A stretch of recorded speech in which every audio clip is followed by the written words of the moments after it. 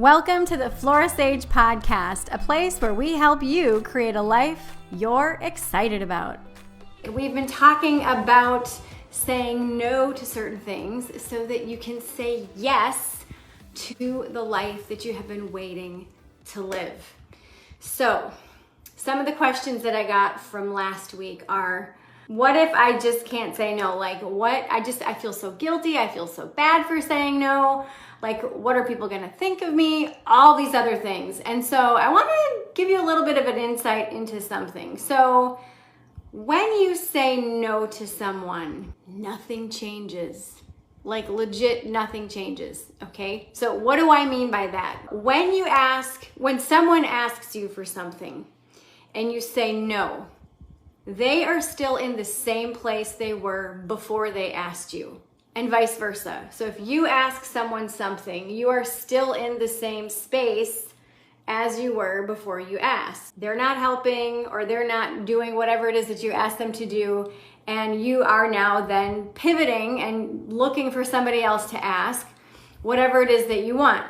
So when you look at all the different things in life that people ask you to do. Hey, could you chair this PTA meeting? Hey, could you help with the garage sale? Hey, could you help me mow my yard? Whatever it is. And you choose to say no because it's not a hell yes, because you really just don't feel like doing whatever it is. Remember that quote from last week by Courtney Carver. She said, I don't say no because I'm busy. I say no because I don't want to be busy.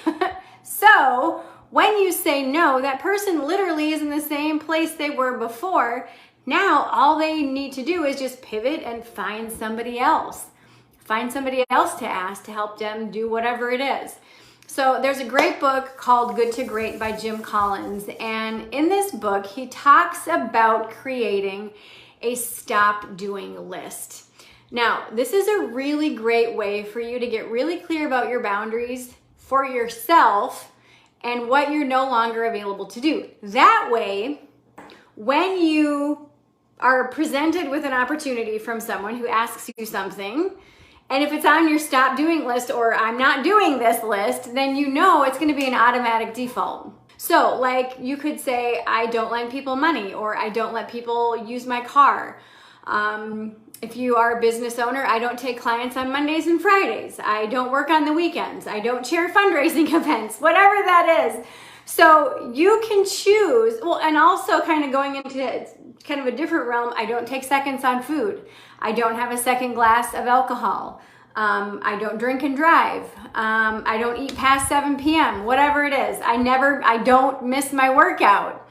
So whatever it is, give yourself permission to really look at that life that you are trying to create. You know, a few months back, we talked about our priorities. We looked at what is really important to you right now in your life.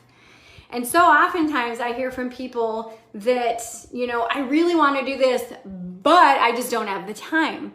Well, a couple months ago, we also talked about getting rid of our busy. We talked about really focusing on and paying attention to what we do during our day, what occupies our time during the day, and then to ask ourselves, do I really want to keep doing this? Is this productive? Is this moving me closer to the goal that I have in my life? Is this part of my priorities? Is this nurturing my relationships? Is this helping my physical body be healthy? Is this attributing to my wealth, or is this attributing to my debt? Whatever it is, you got to give yourself permission to first get clear on your priorities, which we actually looked at that a few months ago. And then we look at how to get unbusy so that you can have that time freedom to then pursue those things that you want. And then we also looked at decluttering our life and get rid of all of the clutter that then, occupies our time as well. And so now we're looking at, okay, so now that I know exactly what I want in my life, and I know exactly what my priorities are, and I've cleared the clutter, I've gotten rid of my busy, now this next thing is that yes and no thing that we have in our head. And so often, we find ourselves saying yes to people by default. And so when you can give yourself permission to start to look at those boundaries that you have with yourself and say, okay, what do I know for sure that I don't like doing? And what do I know for sure that I really love doing? And is that in alignment with where I know I'm going in my life now that I know what my priorities are? And so when you can do that, when you have that clear picture in your head, and this doesn't take a lot of time. This does not take a lot of time. Just literally get out a notebook, grab your notebook, write down, what are my priorities right now in my life? Okay, boom, it's this, this, this, and this. All right, perfect. Okay, so if somebody asks me to do something, is that going to aid me in pursuing and achieving my priorities? It might. Let's just say one of your priorities is community involvement. And maybe one of the things that people ask you is to help out with a Habitat with Humanity project for the next 3 weekends. Perfect. And you're like, hell yes. So that's a hell yes, because it's part of your priorities. It's part of those things that really just like light you the hell up.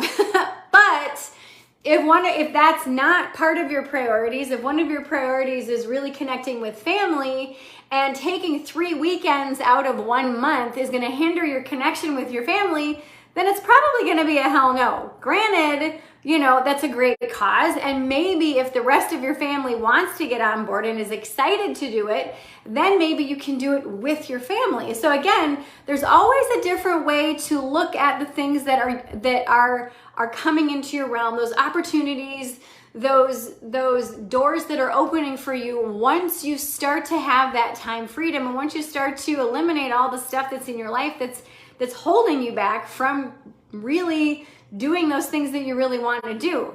So one of the ways that you can start practicing saying no is to start saying no to yourself in some form or fashion. And when you start saying no to yourself in some form or fashion, then what happens is it's a lot easier to say no to other people. So what do I mean by this? Well, you can say no to that second piece of cake, or you can say no to skipping your workout, or you can say no to skipping your meditation or whatever. Like one of the things that I noticed yesterday was that my anxiety started to come in, and I was like, oh, how weird, because my anxiety's been at bay for quite a long time. And I was like, oh, how interesting. Well, my sleep habits have shifted a little bit. I've had to get up at like 4:45 to walk my dog before it gets hot, because right now, well, it's only 86 right now, but it's been in the hundreds the last several weeks. And then next week, I think it's going to be like 108, 117, 116 here in Phoenix. So I have to get up early so that I can walk my dog before it gets hot.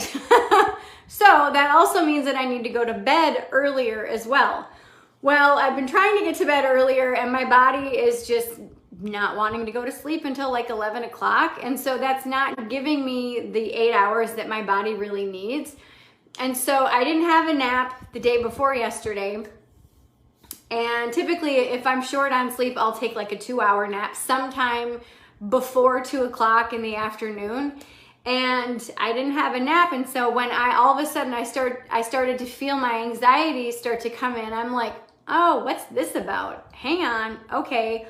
I stopped what I was doing, and I gave myself permission to lay on my back, put my feet up on the couch, and just relax and meditate and breathe and do all the things that I know to do. In that instance, I said no to overthinking and having a panic attack.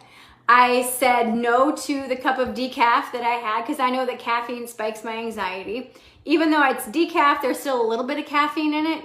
And when I said no to those things and gave myself permission to say yes to taking extra time during that morning, then what happened is all of a sudden I felt my anxiety go pff, boom. And I was like, yay, awesome. It's really easy to get caught up in all the shit that we have to do during the day. I mean, so easy. But you got to give yourself permission to be self-aware of what's going on so that you can have the life that you're excited about. I mean, think about the last time that you had lunch with your girlfriends, or with your family, and think about how many times people complained about how they just don't have enough time to do anything, how time is going so fast, and how they can't believe it's already June, or they can't believe it's already whatever. And if you think about all the things that are occupying your time, that is what's robbing you of the life that you really want, that life that you're excited about, that life that you can't wait to get up and just start going after. This truly is the only thing that's holding you back, is you saying no to all that bullshit. And if you start to say no to all that stuff, then you start to have that time freedom so that you can start to do those things that you really want to do, whether it's learn French or learn how to crochet or go travel or do whatever it is. And it all starts with one, getting to know what your priorities are, and then finding time to do it and saying no to those things that are keeping you busy, saying no to the clutter, saying no to all the BS that's holding you back and all the excuses that we have in our head. Believe me, everybody has them. Now, if you haven't read the 1 Degree Shift book that I wrote, I will put a link in the comments so you can grab it. I talk all about this and I decode getting excited in this book. And next week, what we're going to talk about is we're going to actually do some journaling exercises. I've got 5 prompts for you that are going to crack you open and help you make saying no to other people and no to yourself so much easier, so that you can start saying yes to those things that really truly matter for you. I'm going to end this with a quote that I shared with my group several weeks ago, and it says, every yes we say to someone else, you're saying no to yourself. Every yes that we say to someone else, you're saying no to yourself. That's a quote from myself during our Lunch and Learn monthly theme kickoff that we had inside of the 1 Degree Shift Tribe. And I'm telling you, when you give yourself permission to truly say no because you don't want to be busy, and you really give yourself permission to start saying yes to those things that you really want to do, your whole life changes. Your whole life changes. In the comments, you're going to find 2 links. The first link is for the 1 Degree Shift book. If you have not gotten it, grab your book. If you truly want to dig into all of this stuff with me privately or personally, with the other group of people that are doing it, go ahead and click link number 2, which is the 1 Degree Shift Tribe. This is a community where everyone is tired of the bullshit and they're getting ready and they're creating a life that they're super, super excited about. So if you are ready to be part of a community of women who are just, well, actually not just women, just anybody who really just wants to have a life that they're excited about, and they're ready to be unbusy, they're ready to declutter their life, not just physically, but spiritually, mentally, and emotionally, go ahead and click link number 2. Join us. We just had our group coaching today. It was really powerful.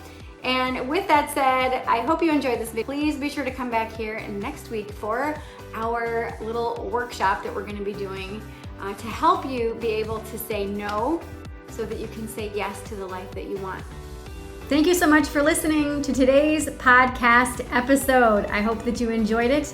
The links mentioned in today's podcast episode are in the show notes.